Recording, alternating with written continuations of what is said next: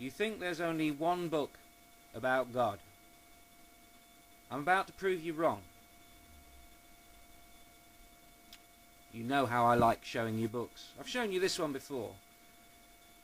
That is a book about how your God made this universe.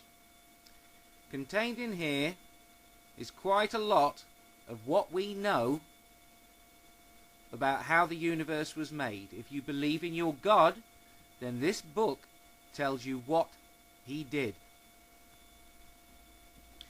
This is a book about how galaxies work. If you believe in God, this book tells you how God makes galaxies and what galaxies do.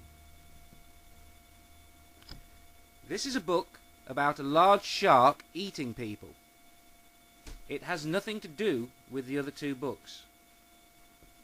Tell me, if you believe in God and you believe that he made the Big Bang, why have you not read this book? I'm going to give you a few moments to think about it. You should be able to come up with an answer.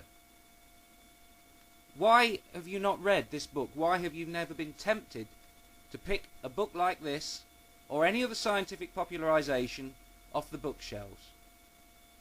Okay, it doesn't mention God, but it does tell you what your God did.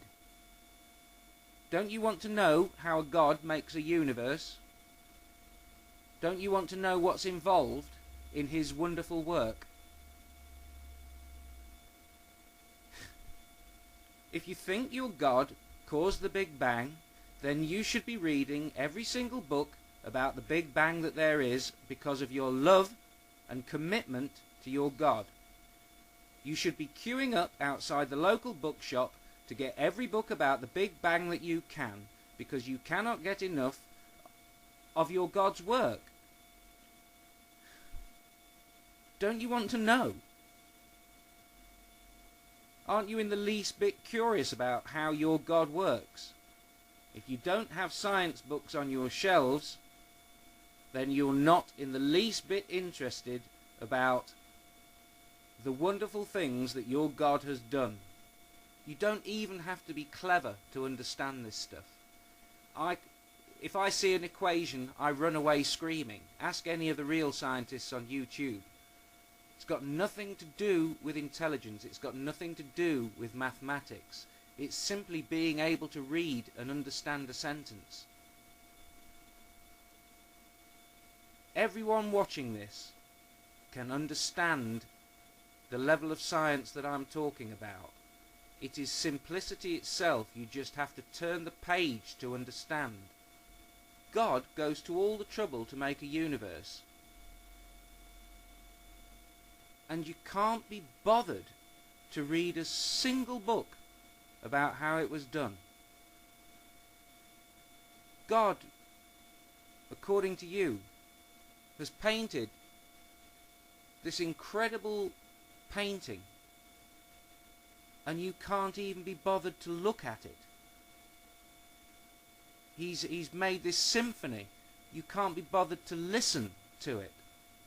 You're just interested in one book written such a long time ago, as if that is all that exists which can inform you about your God.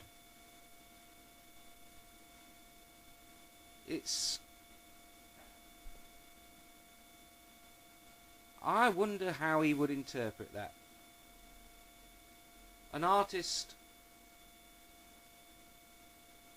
gets pleasure from seeing people admire his work. Your God wants to be worshipped, so he says. He wants to be worshipped. Surely he wants you to appreciate what he's done. And it's there. There are bookshelves after bookshelves in the science section telling you about how God has arranged atoms, how God has built a system which turns atoms into consciousness. You say there's no beauty in science. Well, what is beautiful? A landscape? A piece of art? A piece of poetry? a painting, all the landscapes, all the paintings, all the music you've ever heard, everything beautiful you've ever encountered is made by atoms. Every artist is a collection of atoms of different elements. Atoms make all the beauty that this universe will ever see, either consciously or unconsciously. So don't go thinking there's no beauty in science, because all beauty in every form is made by atoms, and they are studied by science.